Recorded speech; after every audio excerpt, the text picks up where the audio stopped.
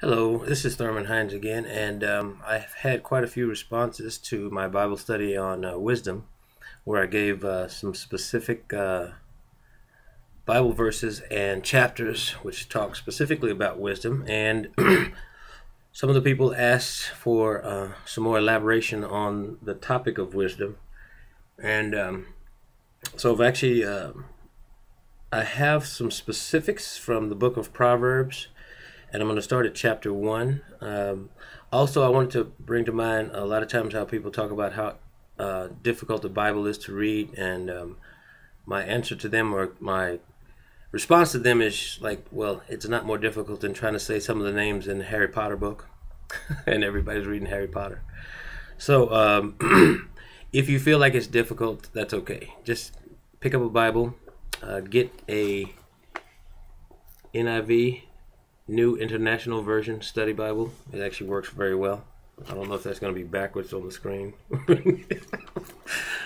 Anyway, okay. And what I want you to do is, if you're paying attention to this, is to see if this is, first of all, easy to understand, and second of all, see if you've heard this anywhere before, because a lot of these things you've heard before from people that you may have respected in your past.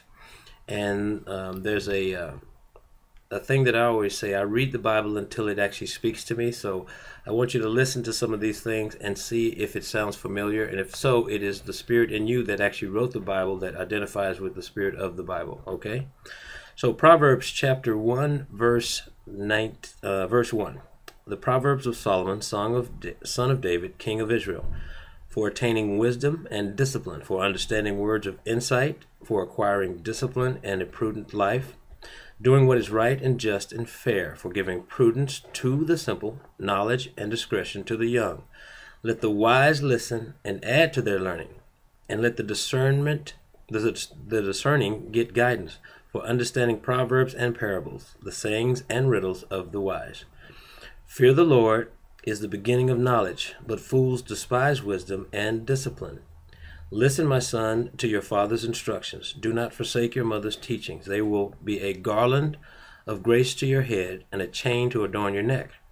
My son, if sinners or people who miss the mark entice you, do not give in to them. If they say, "Come along with us, let's lie in wait for someone's blood," literally or figuratively, let's waylay some harmless soul, let's swallow them alive like the grave, and whole like those who go down to the pit, we will get all sorts of valuable things, and will fill our houses with plunder. Throw in your lot with us, and we will share in a common purse. My son, do not go along with them. Do not set foot on their paths, for their feet rush into sin. They're swift to want to sin because of the idea that they're going to have gain. They are swift to shed blood. How useless to spread a net in full view of all birds. These men lie in wait for their own blood. They waylay only themselves. Such is the end of all who go after ill-gotten gain. Ill-gotten gain, have you heard that before? It takes away the lives of those who get it. Because if I take something that doesn't belong to me, it actually has possession of me. Not my body, not my soul, but it has possession of my spirit. Because now I'm going to worry about whether you're going to take it from me. That's one of the outcomes that leads to death, literally or figuratively. Wisdom calls aloud in the street. She raises her voice in the public squares, and at the end of a noisy street she cries out. That means that we're always hearing what is right, no matter what the form is. We hear it, but it is our own selfish, fleshly will that says, I'm going to debate that because I want to do what I want to do to get what I think I deserve.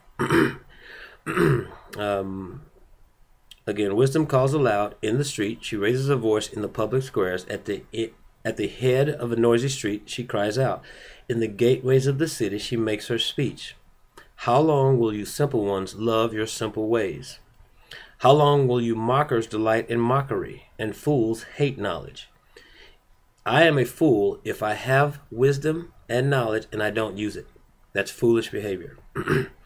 If you have responded to my rebuke, or my chastisement, or my attention getting, I would have poured out my heart to you and made my thoughts known to you, which means once wisdom calls out to us, when we respond to it, there is an enlightenment or a path that we can actually see the right way to go. When we do not listen to wisdom, then we follow the path based on our own fleshly lust. As a result, the end result is death, literally or figuratively. Now, for me, it's been figurative. The figurative death is the separation between my spirit from God's spirit. And that can be gradual, but it can actually be progressive. And the more progressive it becomes, the less likely I am to make wise decisions. Verse 24, but since you rejected me when I called out, and no one gave heed when I stretched out my hand, since you ignored all my advice and would not accept my rebuke or my chastisement or me telling you what's right and what's wrong, I will turn and laugh at your disaster. This is wisdom speaking. I will mock when calamity overtakes you, which it will, because that's the actual end result of me being selfish, self-centered, and self-seeking. When disaster sweeps over me or over you like a whirlwind, when distress and trouble overwhelm me or overwhelm you. Verse 28, then you will call me out, but I won't answer. They will look for me, but they will not find me. Since they hated knowledge from the beginning and did not choose to fear the Lord, which was directing and giving them knowledge, since they would not accept my advice and spurned my rebuke, they will eat of the fruit of their ways. That means that I'm going to actually have to deal with the consequences of my own decisions, since I wouldn't listen to wisdom telling me no or yes. They will eat of the fruit of their ways and will be filled with the fruit of their schemes. That means that's all I'm thinking about is what new next scheme am I going to do to come up, which actually is not coming up, it's tearing me down. Verse 32, for the waywardness of the simple will kill them, and the complacency of fools will destroy them. Now, the part that talks about complacency is continuing to do the same thing over and over again, having full knowledge of what wisdom is. That would be, for me as a recovering addict alcoholic or recovered addict alcoholic, is to continue in that addiction, knowing full well what it has led to, and it destroys me. But whomsoever, verse 33, but whomsoever will listen to me will live in safety and be at ease without fear or harm. Now that's what we say we want, but yet we don't want to do it the way that the Bible instructs us to do it. That means that we're leaning to our own understanding. I'm going to get to that part. Chapter 2, verse 1, my son, if you accept my words and store up my commandments within you, turning your ear to wisdom and applying your heart to understanding, and if you call out for insight and cry aloud for understanding, and if you look for it as silver and search for it as hidden treasure. Now we look for all of these tangible things that we can see in our flesh, what we can see, feel, hear, touch, or smell as real. And we don't necessarily seek for wisdom, which is the principal thing. That's what we're supposed to be seeking more than anything else. But we look for it like silver and search for it like hidden treasure. Then you will understand and fear the Lord and find the knowledge of God. For the Lord gives wisdom, and from his mouth came knowledge and understanding. He holds victory in store for the upright. He's a shield to those who walk blameless. For he guards the course of the just and protects the way of his faithful ones. What that means is I have a protective veil around me if I'm walking in wisdom. If I'm walking through wisdom with wisdom, hand in hand, there's a protection that will take care of me. The protection that I think this means is, despite my own decisions, based on selfishness, there still was a protection that protected me from my own decisions. I was my own worst enemy, and there was a protection that protected me that I could not understand, did not understand, took advantage of, and did not give credit to when credit was due as a result of me being selfish, self-centered, and self-seeking. For he guards the course of the just and protects the ways of the faithful ones. Then you will understand what is right and just and fair and every good path. For wisdom will enter your heart, and knowledge will be a pleasant to your soul. Discretion will protect you, and understanding will guard you. Wisdom will save you from the ways of the wicked, from the men whose words are perverse, who leave the straight path to walk in dark ways, who delight in doing wrong, and rejoice in the perverseness of evil. This is the people who don't use wisdom or employ wisdom, whose paths are crooked, and who are devious in their ways. It will save you also from adulteress, from the wayward wife and her seductive ways, who has left the partner of her youth and ignored the covenant she made before God. For her house leads down to death, and her paths to the spirits of the dead. None who go to her return or attain the paths of life.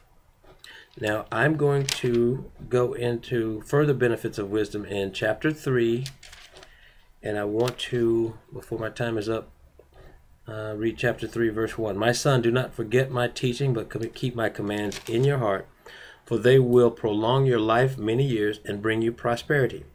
Let love and faithfulness never leave you. Bind them around your neck. Love and faithfulness bound around the neck. Write them on the tablet of your heart.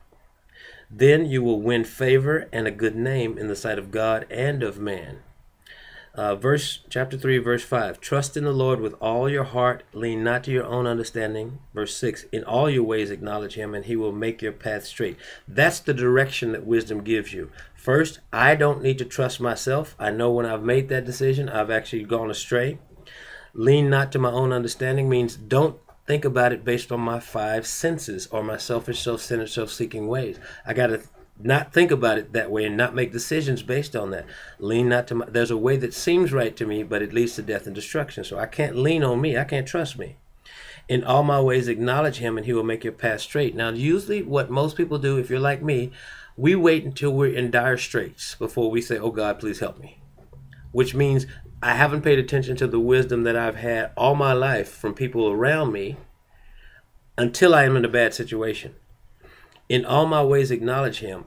My mind always says, well, this is not big enough for me to worry God, so I'm not going to worry God with this. But it says here, in all my ways, acknowledge him, and he will make my path straight. So that means for me, no matter what the decision is, what should I eat? What should I wear? Whom should I date? Whom should I visit? Whom should I work for? What job should I take? If I ask God and then be patient and wait for an answer, I can employ patience and wait for a direction and answer, I will get that answer. The problem with us is we sometimes, number one, are not patient. And then number 2, we put God on a clock. He's not on a clock. And then number 3, we don't necessarily ask because we know what the answer is with the wisdom that we already employ. And yet we still don't ask because we still want to selfishly do it the way we want to do it. And the end of there is, the outcome of that is having to live with the decisions of our actions. And I can hear wisdom laughing and mocking us, or me, once I go down that route going, I told you so. So that's one of the reasons I wanted to kind of elaborate more on wisdom. And as I always say in closing, wisdom is the supreme thing. Therefore, get wisdom. Though it costs you all you have, get understanding. So in all you're getting, get understanding. God bless. Talk to you on the flip. Bye-bye.